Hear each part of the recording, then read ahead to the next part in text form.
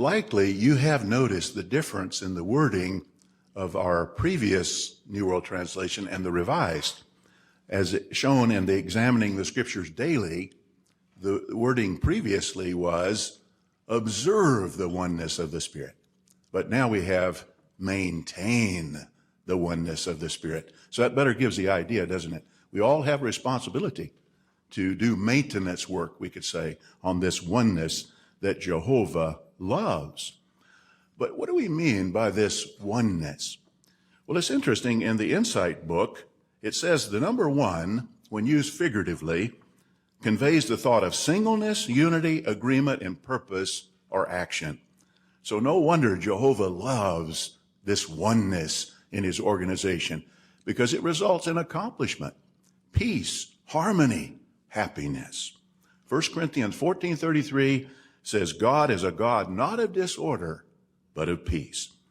What if I told you that what the Jehovah's Witnesses call unity is a system of total control? What if the smiling face of Stephen Lett was delivering one of the most manipulative messages you've ever heard without you even realizing it? This isn't just spiritual pep talk. This is high-level conditioning disguised as biblical counsel, and the consequences actually go deeper. If you have ever questioned why the organization pushes for total obedience, this video is an eye-opener you need. Stick around, because by the end of this video, you'll see how a 10 minutes broadcast is shaping the minds of millions and keeping them trapped in silence. Jesus also loves oneness. Now here are a few examples of expressions that Jesus made, and he perfectly reflects Jehovah's thinking, but showing how he certainly loves oneness. Matthew 19:5-6, he says, a man will leave his father and his mother, and he will stick to his wife, and the two will be one flesh, indicating the unity that should exist. Or what about John 10:16? Jesus said, I have other sheep, not of this fold. I'll bring them, and they will become one flock under one shepherd. Or what about John 10:30? Jesus said, I and the Father are one. John 17:11 in prayer, Jesus said, Father, watch over them, that is his disciples, so that they may be one, just as we are one. Yes, Jehovah and Jesus love this oneness. Now, if you think about it, before Satan, the devil, arrived on the scene, there was genuine oneness in Jehovah's organization. In fact, there was just one organization, Jehovah's perfect, harmonious, happy organization. But then Satan arrived on the scene, didn't he? And he was the original serpent, but he was also the original disruptor of oneness. He separated himself from Jehovah. He succeeded in separating the first two humans from Jehovah. He even seduced certain angels away from Jehovah, establishing thereby a rival, rebel organization. But how thankful we are that this situation of disorder is only temporary. Stephen Lett is letting you know that this broadcast is about unity, but what he is really demanding is conformity. It is conformity, it is uniformity. It's where you do everything the same way, think the same way, do things the same way. Now, there's a difference between unity and conformity. If you have derived benefits so far, kindly like, subscribe, and smash the notice bell so that when I upload another video, you'll receive a notification. That's why Jehovah's Witnesses studied same materials globally. And MEPS achieved something even more important than increased speed and efficiency. It addressed a global spiritual need. Even before the MEPS project began, the governing body realized that if Jehovah's Witnesses worldwide could somehow study the same material each week at meetings, it would unite them as never before. And it was clear that with MEPS, along with faster presses and other adjustments in production, this could finally become a reality. The April 1st, 1984 issue of the Watchtower became the first to be published in multiple languages simultaneously. In just the next year, the number of simultaneous languages grew to 23. And by 2021, the study edition of the Watchtower was being published simultaneously in more than 390 languages. Almost all of Jehovah's Witnesses are now able to study the same spiritual food at our meetings at the same time. Truly a modern-day miracle. God is a God of diversity.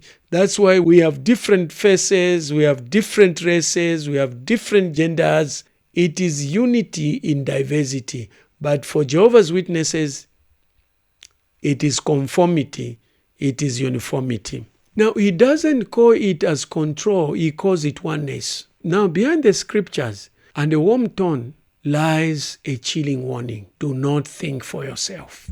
So disagree with the organization, you are like Satan. Think critically, you are causing disunity. That's not biblical unity. It is fear-based control. But in the meantime, what does Jehovah expect us to do? Well, he wants us to be assets, never liabilities toward this oneness. Or using a banking illustration, he wants us to make deposits rather than withdrawals from this oneness, never even slightly resembling the original oneness disruptor, Satan, the devil. But now we're going to talk about, for most of the rest of our time, something that can contribute toward maintaining this oneness. A very important point, and that is, if all of us prayerfully strive to maintain a balanced view of ourselves.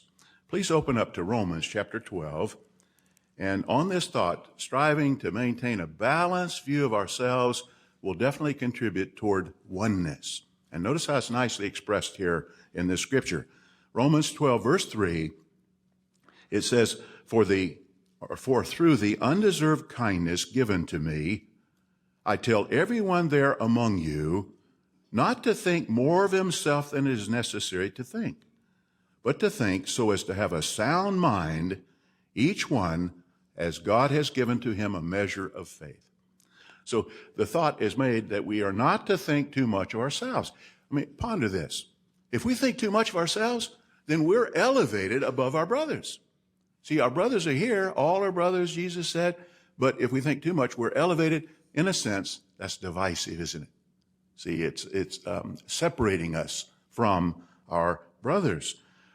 What's an indicator that we don't think too much of ourselves? Well, one, willingness to yield. Do things someone else's way as long as a scriptural principle is not violated. Another indicator, we're willing to forego our so-called personal rights in order to pursue or advance oneness. Now, to illustrate this, a person who thinks too much of himself, he might think, well, it's my hair, my clothes. I have the right to dress or groom any way I want to. I don't care who likes it. Well, that may be true. But what does 1 Corinthians 10:23 say? It says all things are lawful, but not all things are advantageous. So they may not advance oneness. A person who doesn't think too much of himself will forego his right, even if he has a right, if exercising that right would be a negative toward oneness. The Apostle Paul, remember what he said? He said, if eating meat stumbles my brother, I'll never eat meat again.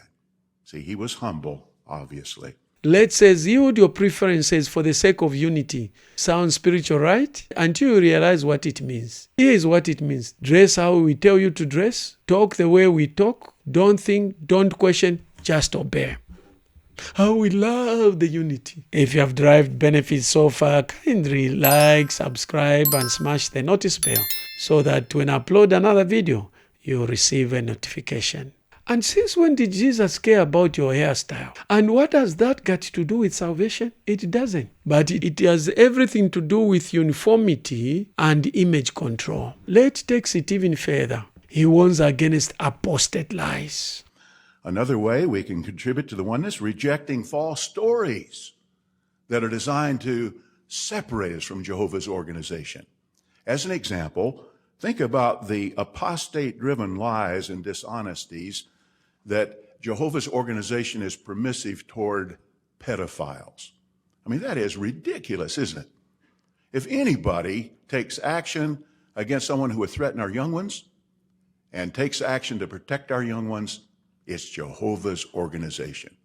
We reject outright such lies. The people that are called apostates are the people who are actually telling the truth about the organization, but they've been branded as apostates, who are supposed to be the most feared by the members of the Watchtower Society, especially about the JW child abuse scandals. He tells you without evidence that it's all propaganda. If there's anyone who cares about the children, it is the Jehovah's organization. But if it's all lies, why are there court cases? Why are victims speaking out? Why does this topic verify JW leadership so much? Because the truth threatens control. Another example, not falling into the trap of fear of man. If you think about it, fear of man caused the apostles to abandon Jesus. It was divisive.